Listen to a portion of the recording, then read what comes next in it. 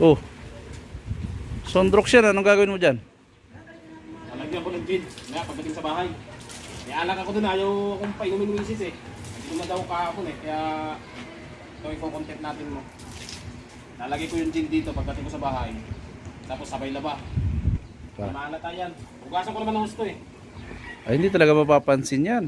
Sabihin ko na lang, binili ko no. Oo. Titingnan natin kung mag-mission field o mission pasto.